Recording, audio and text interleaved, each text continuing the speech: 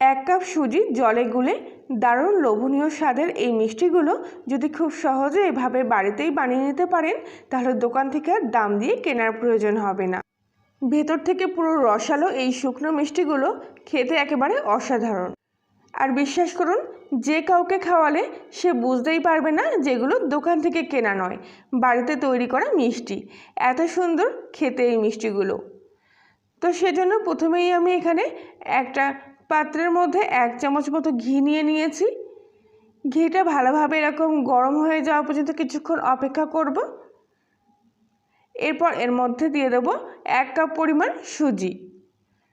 তো এবার গ্যাসের ফ্লেমটা একদম সিম আঁচে করে দিয়ে ঘিয়ের সাথে সুজিটা খুব ভালো করে এইভাবে নেড়ে চেড়ে ভেজে নেব। আর এই ক্ষেত্রে সুজিটা একেবারে লাল করে ভাজার কোনো প্রয়োজন নেই। ঘিটা ভালোভাবে মিশে গিয়ে এরকম দলা দলা ভাবটা কাটিয়ে গিয়ে একদম ঝরঝরে দানাদার মতো হয়ে যাবে সুজির টেক্সচারটা। আর হালকা একটা সুজি ভাজার মিষ্টি গন্ধ ছাড়বে, ঠিক সেই মুহূর্তে কিন্তু সুজিটা আমাদের ভাজা হয়ে যাবে। এবার আমি এখানে 1 কাপ পরিমাণ জল নিয়ে নিয়েছি। এই সুজির মধ্যে অল্প অল্প করে জলটা দেব আর এইভাবে ভালো করে মিশিয়ে নেব। এক্ষেত্রে আপনারা জলের পরিবর্তে লিকুইড যে দুধটা আছে সেটাও ব্যবহার করতে পারেন, তবে জল দিয়েও করলে কিন্তু কোনো অসুবিধা হয় না। সম্পূর্ণ জলটা আমি এর মধ্যে দিয়ে সুজিটাকে খুব ভালো করে এবার সেদ্ধ করে নিচ্ছি। তো এক্ষেত্রে 1 কাপ সুজির জন্য 1 কাপ জলে কিন্তু যথেষ্ট। এবার খুব ভালো করে এই জলের সাথে সুজিটাকে এইভাবে গুলে নিতে হবে। কিছুটা সুজি খুন্তির এই আগায় লেগে গিয়েছিল, সেটাও আমি এখান থেকে নামিয়ে নিয়ে সব একসঙ্গে ভালো করে এইভাবে মিশিয়ে নিচ্ছি। আর যখন সুজিটা পুরোপুরি এইভাবে সেদ্ধ হয়ে যাবে তখন আপনি দেখবেন এরকম প্যানের গা ছেড়ে সুজিটা কিন্তু উঠে আসছে। ঠিক এরকম অবস্থায় সেদ্ধ সুজিটাকে আমি এখান থেকে নামিয়ে নেব। খুব একটা বেশি শক্ত করে সুজিটা সেদ্ধ করার দরকার নেই, এরকম একটু নরম ভাব থাকলেই চলবে। সুজির ডোটা আমি একটা অন্য প্লেটের মধ্যে নামিয়ে নিলাম। এবার হালকা এইভাবে একটু পাতিয়ে দিচ্ছি কিছুক্ষণ ভালোভাবে ঠান্ডা হওয়ার জন্য। আর ততক্ষণ আমি এখানে চিনি শিরা তৈরি করে নেব। তার জন্য অন্য একটা বাটির মধ্যে 1/2 কাপ পরিমাণ চিনি আর তার সাথে 1/2 কাপের একটু বেশি পরিমাণ মতো জল আমি এখানে নিয়ে নিলাম। চিনি শিরাটা আস্তে আস্তে এইভাবে ফুটতে শুরু করেছে। এই সময় একটা এলাচের দানাও এর মধ্যে দিয়ে দিলাম, এতে মিষ্টির গন্ধটা খুব ভালো আসবে। এক্ষেত্রে খুব একটা বেশি ঘন করে চিনি শিরা তৈরি করার দরকার নেই। মোটামুটি 2 থেকে 1 মিনিট ফুটে যাওয়ার পর হালকা একটু আঠা ভাব চলে আসলেই এর মধ্যে গ্যাসটা আমি অফ করে এটা নামিয়ে নেব। আর এবারে আগে থাকতে যে সুজিটা আমি একটু হালকা ঠান্ডা হতে দিয়েছিলাম সেটা এবার আরেকবার ভালো করে মেখে নিলাম। এবার এর মধ্যে সামান্য 1 চুটকি লবণ আর একদম সামান্য এরকম অল্প একটু বেকিং পাউডার এর মধ্যে দিয়ে দিলাম। দিয়ে খুব ভালো করে এই সুজির সাথে লবণ আর বেকিং পাউডারটা এইভাবে মেখে নিচ্ছি। তবে সুজিটা মাখার সময় এরকম একটু একটা যে কোনো প্লেট বা থালার মধ্যে নিয়ে হাতের তালু দিয়ে এরকম চেপে চেপে ঠিক ছানা যেরকম ছেনে নেয় সেরকমভাবে একটু পিষে নিয়ে এইভাবে সুজিটাকে মেখে নেবেন। তাহলে দেখবেন সুজির মিষ্টির টেক্সচারটা খুব ভালো আসছে। তো এই প্রসেসটা আমি 2 বার ঠিক ব্যবহার করব। একবার এইভাবে মেখে নিলাম, আবারও সম্পূর্ণ ডোটাকে এরকম এক জায়গায় করে নিয়ে আবারও এইভাবে ঠিক মেখে নেব। খুব সহজ, হাতের তালু দিয়ে একটু এইভাবে পিষে নিলেই দেখবেন খুব সুন্দরভাবে এগুলো কিন্তু এরকম মিশে যাচ্ছে। তো সুজির ডোটাকে ঠিক এইভাবে মেখে নেওয়ার পর দেখুন একদম কিন্তু সুজির দানাগুলো কত সুন্দর মিশে গেছে। এবারে এর থেকে আমি কয়েকটা লেচি বার করে নেব। এরকম মাঝারি সাইজের লেচিগুলো আমি এখান থেকে কেটে নিচ্ছি। বাকিগুলো একইভাবে তৈরি করে নেওয়ার পর এবার এর থেকে একটা লেচি নিয়ে ঠিক 2 হাতের মধ্যেখানে রেখে এরকম গোল বলের মতো পাকিয়ে নিচ্ছি।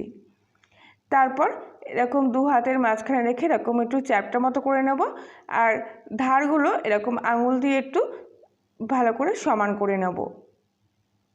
বাকিগুলো ঠিক একইভাবে এখানে আমি তৈরি করে নেব। খুব সহজ, একটা গোল বলকে এরকম চ্যাপ্টা করে নিয়ে তারপরে ধারগুলো এরকম সমান করে দিলেই হয়ে যাবে। তবে খেয়াল রাখবেন যেন এগুলোর মধ্যে কোথাও কোনো ক্র্যাক না থাকে, মিষ্টির গাগুলো যেন সমান মসৃণ হয়। তো বাকিগুলো আমি ঠিক একইভাবে এখানে তৈরি করে নিলাম।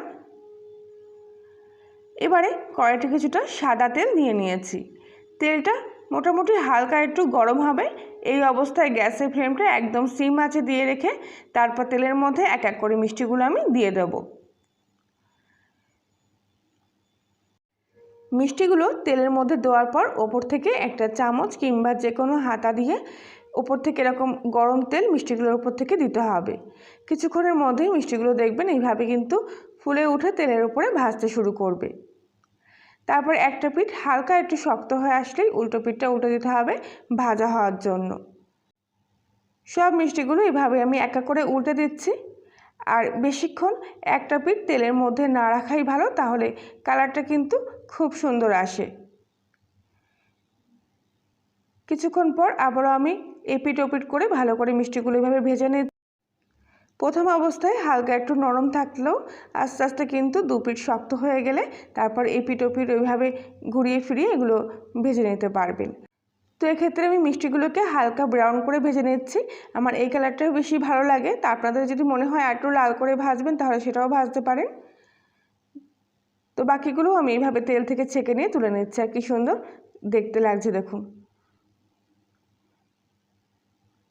সব মিষ্টিগুলো এইভাবে তেল থেকে ছেঁকে নিয়ে তুলে অন্য একটা প্লেটের মধ্যে আমি তুলে নিচ্ছি। আর বাকিগুলো ঠিক একইভাবে এখানে তেলের মধ্যে ভেজে নেব। গ্যাসের ফ্লেমটা একদম সিম আঁচে রেখে ভাজলে মিষ্টিগুলো ভিতর থেকেও কিন্তু খুব সুন্দরভাবে পরিপাক হয়ে যায়। তখন শিরায় দেওয়ার পরেও কিন্তু আর মিষ্টিগুলো চুপসে যায় না। তো এগুলো ভাজা হয়ে গেলে আমি অন্য একটা প্লেটের মধ্যে তুলে নিচ্ছি। আর এবারে আগে থাকতে কিছু চিনি শিরা তৈরি করে রেখেছিলাম, সেটাকে আবার একটু হালকা গরম বসিয়ে এক এক করে মিষ্টিগুলো আমি চিনি শিরার মধ্যে দিয়ে দিচ্ছি।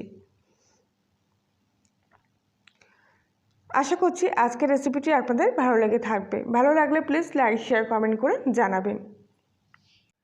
আর প্রত্যেক দিনের মতো আবারও বলছি, আপনি যদি কলিনের রান্নাঘরের নতুন সদস্য হয়ে থাকেন তাহলে প্লিজ একটু সাবস্ক্রাইব করে পাশে থাকবেন। আর পাশের বেল আইকনটি প্রেস করবেন নতুন কোনো ভিডিওর আপডেট পাওয়ার জন্য। তো একে একে সব মিষ্টিগুলো আমি এইভাবে উল্টে পাল্টে চিনি শিরার মধ্যে এইভাবে কিছুক্ষণ ধরে ফুটিয়ে নিচ্ছি। এইভাবে মোটামুটি 1 থেকে 2 মিনিট মতো চিনি শিরার মধ্যে ফুটিয়ে নেওয়ার ফলে চিনি শিরাটাও কিন্তু আগের থেকে অনেকটা ঘন হয়ে আসবে। আর হালকা এরকম গরম করে নেওয়ার ফলে মিষ্টিগুলো কিন্তু খুব সহজে চিনি শিরাটা টেনে নিতে পারবে। তো এ পর্যায়ে এরকম 2 মিনিট মতো হয়ে গেলে আমি গ্যাসটা পুরোপুরি অফ করে দিলাম।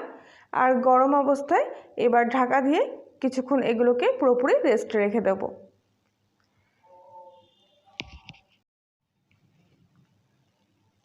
মোটামুটি 30 মিনিট মতো আমি মিষ্টিগুলো চিনি শিরার মধ্যে এইভাবে ভিজিয়ে রেখেছিলাম।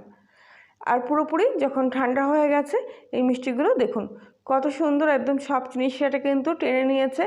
আর চিনি শিরাটা এইভাবে একটু ঘন করে নেওয়ার ফলে মিষ্টিগুলোর ওপরে চিনি শিরাটা কিন্তু একদম সুন্দর একটা আস্তরণ করে নিয়েছে, যার জন্য ওপরটা এরকম হালকা একটু শক্ত মতো হয়েছে, অথচ ভিতরটা কিন্তু একেবারে রসালো। তো এই শুকনো মিষ্টিগুলো তো আপনারা দোকান থেকে প্রায় কিনে খেয়ে থাকেন, তবে বাড়িতে খুব সহজে এভাবে একবার বানিয়ে নিতে পারেন, অসাধারণ খেতে লাগবে। কত সুন্দর দেখতে হচ্ছে দেখুন প্রত্যেকটা মিষ্টি। এখান থেকে এবার একটা মিষ্টি আমি কেটে নিয়ে দেখাচ্ছি, দেখুন ভিতরটাও কত সুন্দর হয়েছে। আমাকে হয়তো মুখে বলার দরকার হবে না, আপনারা দেখলেই বুঝতে পারছেন উপর থেকে এরকম হালকা একটু শক্ত মতো হয়েছে। আর ভিতরটা দেখুন একটু চাপ দিলেই কত সুন্দর রসালো, মুখে দিলেই একদম গলে যাবে এই মিষ্টিগুলো, এতটা নরম তুলতুলে। তাহলে বন্ধুরা আজকের মতো এই পর্যন্তই, সবাই ভালো থাকবেন।